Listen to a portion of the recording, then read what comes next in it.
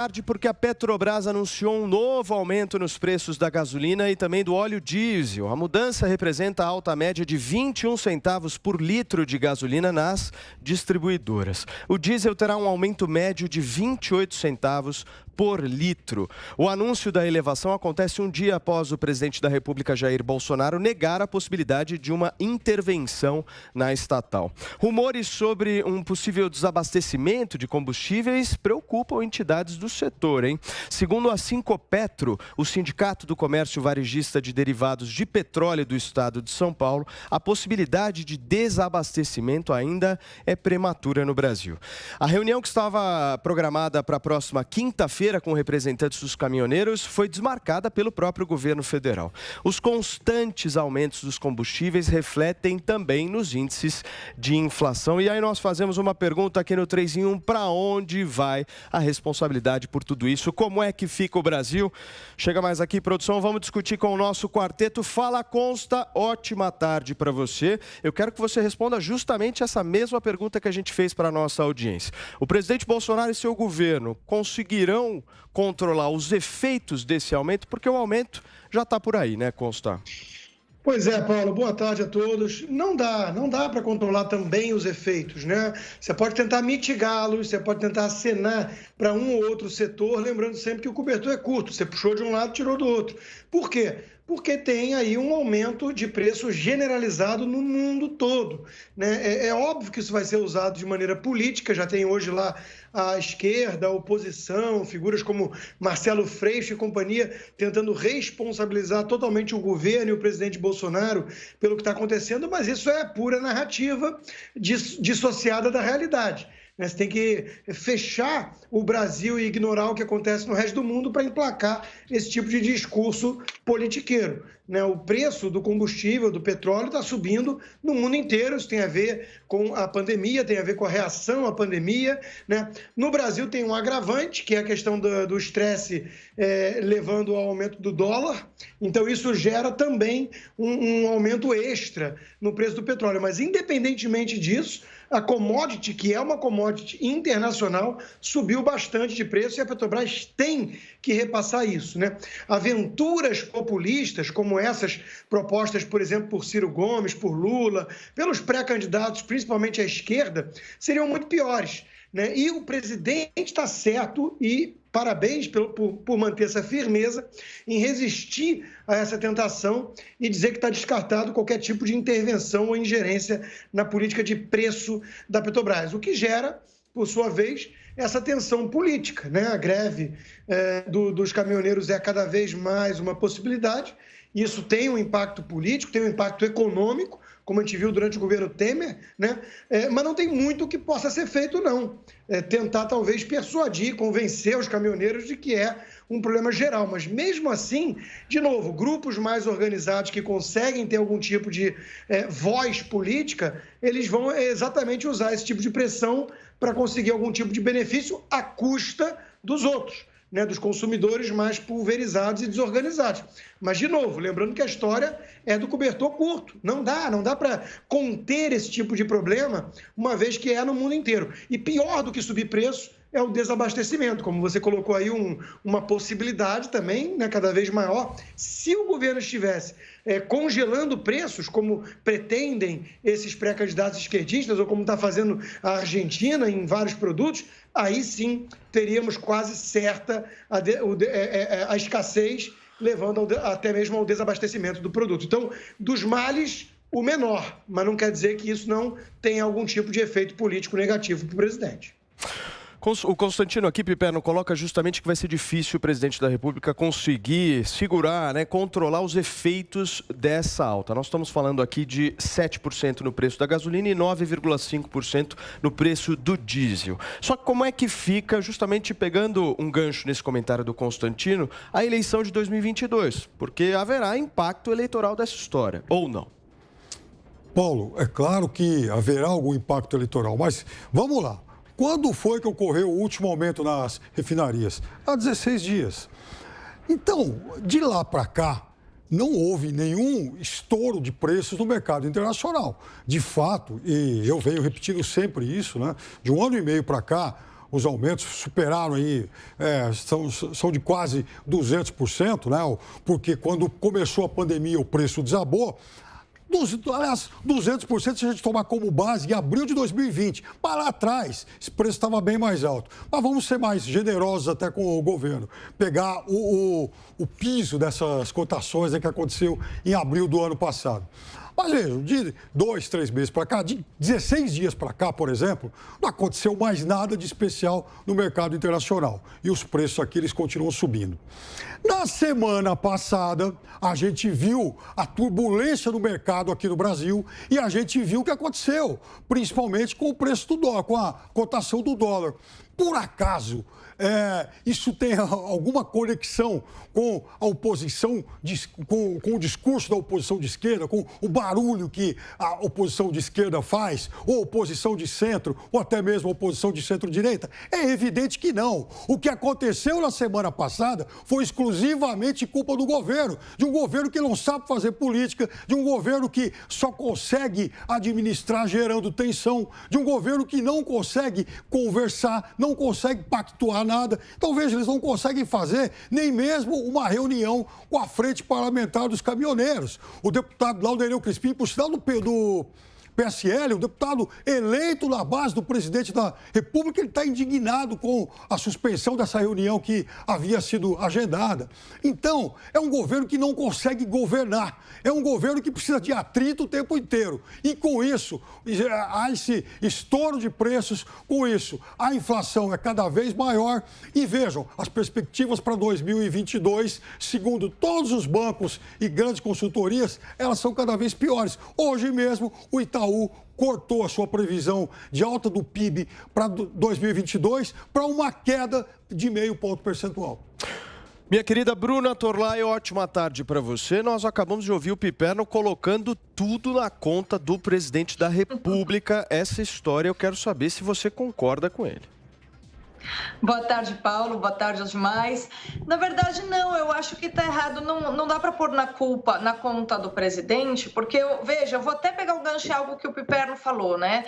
Vamos falar de desabastecimento, que é o pior cenário. Por que a gente tem de pensar assim em desabastecimento? Porque com o dólar indo para as alturas, fica complicado a gente manter aquela parte, aquele percentual de combustível que é importado. Os importadores, eles começam a ter dificuldades, né? E aí o risco de desabastecimento. Agora, por que a gente tem um dólar alto? Porque o real é uma moeda fraca. E por que a gente tem uma moeda fraca? Por causa da tradição política, da tradição política que tem, políticas econômicas que produzem o fenômeno voo de galinha.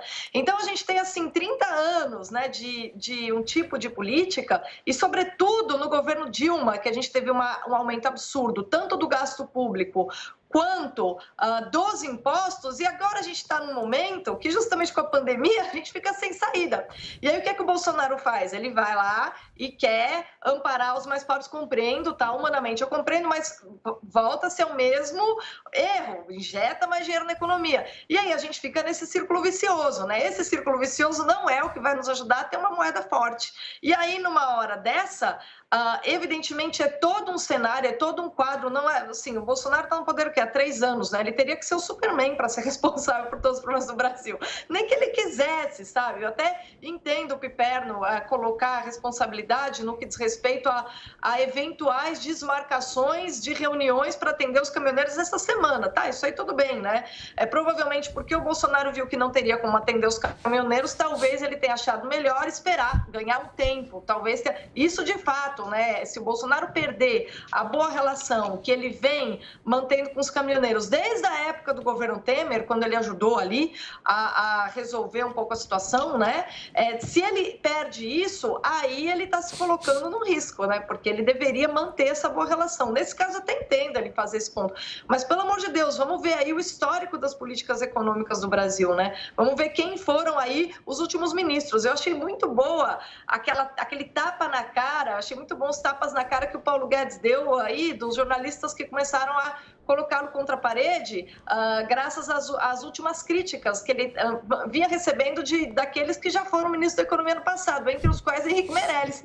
E o Paulo Guedes falou muito astutamente, o Henrique Meirelles não fez reforma da Previdência, não avançou nenhuma das reformas que ajudariam a tornar esse teto de gasto sustentável. Ele botou, nas palavras do Guedes, ele botou o teto e saiu correndo.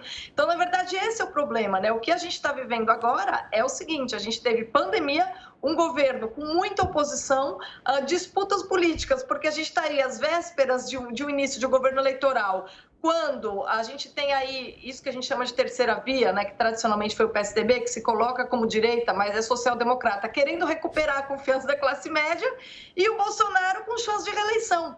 Então, é evidente que vão sobrar narrativas e vão aproveitar todos os erros reais ou imaginários para se prejudicar ainda mais a imagem do presidente. Agora, o Bolsonaro pode ser responsabilizado por tudo que está acontecendo? Evidentemente que não. Ele pode sim ser responsabilizado, e nisso eu acho que a gente tem que ser justo e dizer, por não romper a tradição de se manter o tempo todo colocando dinheiro na economia e evitando, assim, não suportando, não ensinando os brasileiros de que a austeridade é algo para se levar muito a sério e de que não é fácil você conquistar uma moeda forte, tá? Não é fácil, exige muito sacrifício, mas seria legal que a gente tentasse em algum momento. Agora, nesse ponto, fica ali aquele argumento, né? E aí, vamos abandonar todos aqueles vulneráveis? É uma saia justa em que eu acho que nem o Meirelles, nem nenhum dos críticos do presidente gostaria de estar nesse momento. Muito bem, Bruna. Serrão, aqui no Brasil, você acha que a regra que vale é primeiro as eleições, depois a economia? Saudações, meus amigos e amados haters. A situação brasileira é muito mais complexa do que a gente possa imaginar. Aqui é um verdadeiro hospício a céu aberto quando se vai tratar de questões que necessitam de sensatez. A economia é uma delas. O tamanho e o papel do Estado é outra. A questão das empresas estatais, de como elas podem colaborar ou atrapalhar a economia, é outra. A gente não enfrenta debates importantes. Então, o momento agora é de baixar a bola. Sobretudo o presidente Jair Bolsonaro, porque ele tem que retomar, sim, o diálogo com os caminhoneiros. Por quê? Existe risco de desabastecimento em função da cotação da moeda? Não. A resposta é não. Mas existe risco de desabastecimento se estourar aí uma greve de caminhoneiros e essa greve for prolongada. Aí, pule de 10. Vai ter desabastecimento, sim, e aí as consequências serão piores do que aquelas que ocorreram no governo Michel Temer. Então, agora é hora de restabelecer o diálogo para ver como resolve essa situação. Porque a questão do combustível não será resolvida no curto prazo, porque ela tem um componente estrutural altíssimo. Nosso combustível consumido aqui, ele é importado. E a Petrobras faz a distribuição dele. Não é o petróleo que é produzido no Brasil que gera o combustível que nós utilizamos aqui. Então, esse é um detalhe fundamental. O dólar vai baixar de cotação? Esquece, meu irmão. Por quê? O dólar alto também interessa aos exportadores que ganham com o dólar alto exportando. O dólar vai baixar porque os governadores e prefeitos e a própria União têm interesse? Não vai baixar, porque o dólar alto também acaba influenciando no aumento das exportações, nos ganhos das exportações e nos impostos, que trazem mais arrecadação para todo mundo, maior distribuição de royalties. Se a Petrobras lucra, municípios e estados recebem mais royalties. Então, nós estamos em uma armadilha estrutural difícil de desmontar. Então, a única saída para o governo e para todo mundo: baixa a bola, acalma, não entra nessa tensão. Porque essa tensão tem interesses pré-eleitorais, com certeza. E se o governo embarcar nessa tensão, não partir para o diálogo, no qual ele não funcionou bem em várias situações, tem que retomar o diálogo, ele vai ter problemas sérios de repercussão negativa na popularidade do presidente. Mas, por enquanto, é hora de baixar a bola e não dar ouvidos para o noticiário, porque o noticiário está impregnado pelos interesses do mercado financeiro, que tem um só objetivo: derrubar Jair Messias Bolsonaro. Muito bem, Fábio Piperno, eu já vejo por aqui, você me pediu a palavra desde quando o nosso Rodrigo Constantino falou, mas eu quero saber dos 3 comentários que você ouviu neste programa agora, qual que você menos concordou e por quê? Não, veja, a Bruna citou, por exemplo, as críticas que o ministro Paulo Guedes fez a vários dos seus antecessores. Quando eu li as críticas dele, eu imaginei que se ele tivesse mais uns minutinhos, ele teria chegado ao governo Campos Salles, aí, de 100 e poucos anos atrás, que foi um governo que tomou medidas recessivas para reajustar, para reequilibrar a economia lá naquele momento, porque ele criticou todo mundo. O ministro Paulo Guedes, ele, na verdade, se tornou uma espécie de rainha da Inglaterra do Centrão. Ele não tem mais o domínio das ferramentas, dos recursos que possam eventualmente dar um alívio para a economia, porque é um desastre aí, enfim, a gestão dele, e todos os antecessores têm criticado bastante. E olha, gente que apoiou, inclusive, a ascensão dele, né? O nome dele, quando foi anunciado pelo governo. Inclusive, a gente ouviu críticas duras na semana passada de Mailson da Nóbrega, do Henrique Meirelles, e vejam, comparar o Paulo Guedes com o Henrique Meirelles. O Henrique Meirelles, para quem não se lembra, foi presidente do Banco Central no governo Lula, razoavelmente bem sucedido na área econômica, né, para dizer o mínimo. Foi quem herdou aquela recessão deixada assim pela Dilma, né? Uma economia que caiu muito, uma economia que quebrou, e ele recuperou essa economia. E, aliás, com o Henrique Meirelles, nos 2 anos aí de governo Temer, o PIB do Brasil cresceu um pouquinho mais do que o primeiro ano de Paulo Guedes, que ainda não tinha pandemia, porque, afinal de contas, a pandemia virou muleta para tudo, né? Paulo Guedes, na verdade, ele não consegue mais fazer absolutamente nada. E ele não consegue conter o dólar. Ele não consegue, por exemplo, conter. O Banco Central falou em centro da meta de inflação de 3,75 para esse ano. A gente está com 10,25. Ou seja, ele é um desastre. Ele é um desastre, mas é um desastre que é a cabeça econômica do pior governo da história recente do Brasil. Constantino, eu quero que você fale um pouquinho, porque eu quero que você responda para mim, por favor. Eu estou vendo os seus gestos aqui, para quem nos acompanha pelo rádio não está tendo oportunidade de ver justamente essa imagem que nós estamos vendo aqui agora, mas eu quero que você me responda, Consta. O Paulo Guedes é rainha da Inglaterra do Centrão? No planeta Pipérnico, né, que é o famoso mundo bizarro dos super-heróis, né, o Paulo Guedes é isso tudo aí de terror que o Piperno descreveu, né. Essa entrevista a que a Bruna se referiu é muito boa, né, e viralizou no fim de semana, porque o Paulo Guedes, no seu estilo direto, dá uma descascada e uma desqualificada em quase todos esses críticos que a imprensa fica dando espaço, e são todos eles tucanos, né? O denominador comum é tudo isso. E o Paulo já disse em várias ocasiões, né, que até mesmo às vezes elogiando os petistas do primeiro mandato do Lula, né, da área econômica, que ele dizia o seguinte: os petistas aprenderam mais rápido aquilo que os tucanos levaram décadas para aprender e depois ficavam bancando os sabe-tudo, né? Então, Mailson da Nóbrega dando lição, deixou um país quebrado. Henrique Meirelles, né, agora o Piperno considerou até uma qualidade ele ser bem sucedido financeiramente. Que bom, né? Porque outro dia mesmo ele falava dos milhões do Paulo Guedes lá fora como se fosse um demérito, né? Que bom que o Henrique Meirelles foi executivo do Bank Boston e ganhou muito dinheiro. O Paulo Guedes foi presidente mundial, né? E o Paulo Guedes fundou o Banco Pactual, depois foi sócio do IBMEC, da área de educação, né? E tem todo um currículo aí vitorioso no mundo de investimentos, né? Então, que bom que agora isso passou a ser mérito e não demérito. Estamos juntos nessa, Piperno. Claro que sim. Gostamos de pessoas muito bem-sucedidas. E ele é alguém brilhante. Exatamente. Exatamente. E ele estava desqualificando esses críticos. O Meirelles, nessa pandemia, que agora passou a ser uma muleta, né? Eu jurava que era uma das coisas piores que aconteceram com o mundo nas últimas décadas, né? Imagina, todo mundo trancado em casa, empresas fechadas, uma tragédia, e de repente virou amuleto, aí virou muleta, né? Muleta para justificar tudo.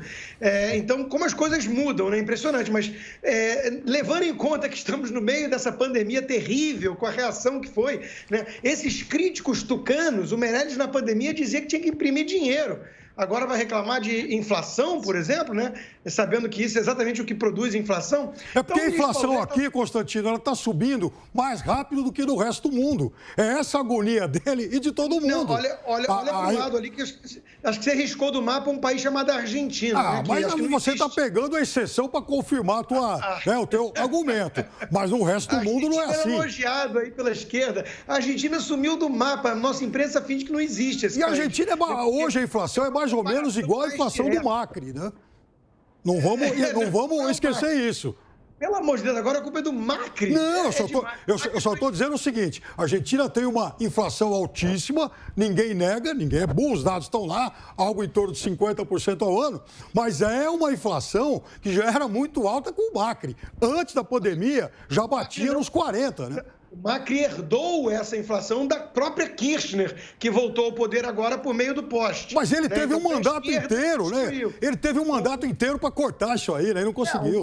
O Macri não conseguiu a pressão. Aliás, é uma boa comparação com o Brasil, porque o Macri não aguentou pressão, ele cedeu ao populismo típico da esquerda, inclusive apelou para congelamento de preços no final do mandato, traindo assim a agenda liberal e acabou punido nas urnas, né? Então, é por isso até que na minha primeira fala eu parabenizei o presidente Bolsonaro pela resistência a essa tentação populista que o próprio Lula, que o próprio Ciro Gomes já falaram que se estivessem no poder teriam ido por esse caminho, né?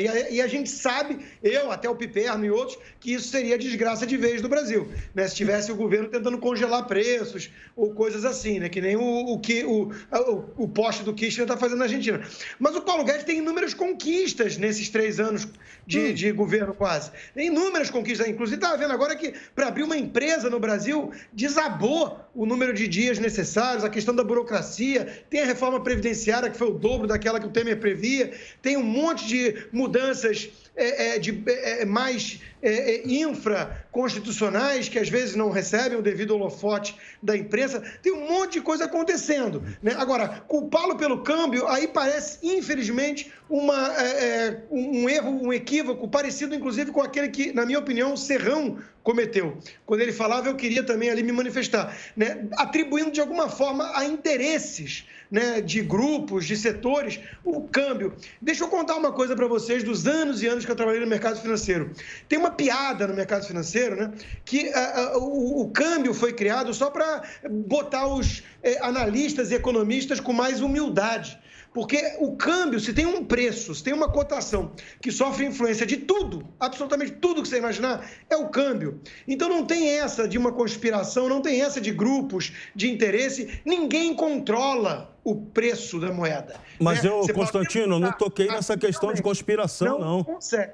Por favor, Serrão. Eu não Mas toquei. O Serrão pode ser o interesse que for. Agronegócio tem interesse em exportar, os especuladores têm interesse em não sei o quê. O que eu estou tentando dizer aqui é o seguinte, a formação final da cotação, o preço da moeda, depende de tantos fatores, envolvendo o mundo inteiro, que não há como controlar. Você pode manipular ali no curto prazo. O Banco Central faz leilões para tentar segurar uma alta. E, normalmente, isso segura por alguns poucos dias, porque a pressão é estrutural. Câmbio é alguma coisa que, se você tenta manipular, você queima a sua mão. Serrão, vai lá. Exatamente, e por isso que eu não falei na questão simplória de interesse, tem teoria da conspiração, não. Câmbio é estrutural, é o mundo quem mexe com ele. Então, o Brasil, se tivesse que baixar o câmbio por decisão simplesmente de política monetária, o Paulo Guedes ou o presidente Bolsonaro já teriam mandado o Roberto Campos fazer. Ou o próprio Roberto Campos, se a autoridade monetária, que agora é independente, achasse que fosse conveniente fazer, teria feito mais leilões lá de swap, como eles sempre fazem, e teria baixado. Então, a questão não é essa. Eu só chamei a atenção que esse dólar alto interessa também para ganhar dinheiro no Brasil. Isso é uma contradição inerente ao nosso modelo econômico. Ganha-se, estados e municípios e exportadores ganham com o dólar alto. Então, é isso. A gente tem que aceitar esse modelo estrutural. Não tem outro jeito, não. Tem para onde correr. E a pitoniza Roberto Campos, que imaginou em 3,75 o centro da meta de inflação para esse ano, lembrando que atualmente está em 10,25. Bruna, o que o governo poderia fazer que não está fazendo? Olha, Paulo, enquanto eles estavam falando, eu também estava aqui um pouco apreensiva, porque quando o Piperno elogia o Henrique Meirelles, eu vou responder sua pergunta, tá? Que não dá para deixar de falar. Não dá para a gente precisa entender o seguinte, que no Brasil, a maior parte dos economistas que assumiram o Ministério da Economia são todos keynesianos, assim. São todas pessoas que querem resolver o problema fazendo dinheiro circular, ou seja, que defendem gasto. Não, enquanto as pessoas estiverem gastando, enquanto a gente puser dinheiro na economia para ser gasto circular, você consegue promover aí uma recuperação. E a gente não tem aqui uma tradição de se estimular a poupança, né? Então, eu acho que é complicado você comparar o Guedes com qualquer uma desses outros ministros, porque o Guedes, pelo menos, ele tenta passar essa mensagem. E, assim, ainda que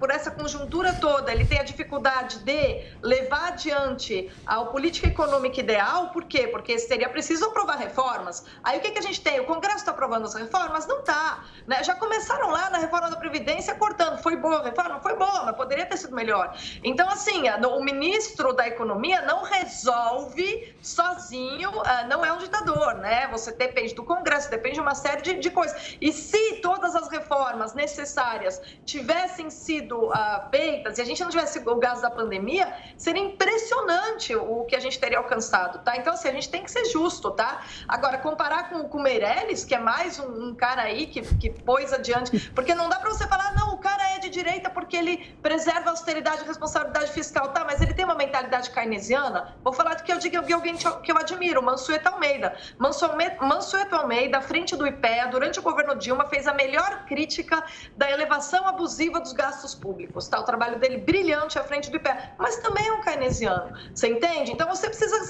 saber diferenciar essas coisas, a gente não pode comparar alhos com bugalhos, tá? Dito isso, Paulo, eu acho que a melhor coisa que o governo poderia fazer, tá, seria parar de ceder as milhões de emendas que o Centrão deseja. É difícil, é uma pressão política complicada, mas isso é o que deve ser feito. Tanto que, quando o Paulo Guedes, na entrevista que eu citei, o Constantino mencionou de novo, falou o seguinte, a minha função como ministro da Economia é dizer o seguinte, tudo bem, a gente pode dar os 400, mas vai ter que tirar de outro lugar. Por quê? Porque a gente tem um teto para respeitar. E, senão, a gente vai ter que rever a regra do teto, que é um negócio complicado, né? Então, assim, Perfeito. O papel do ministro da Economia é dizer o que acontece se tal coisa for realmente adiante. Agora, aí cabe ao Bolsonaro, né, ver o que mais ele vai ceder para o Centrão.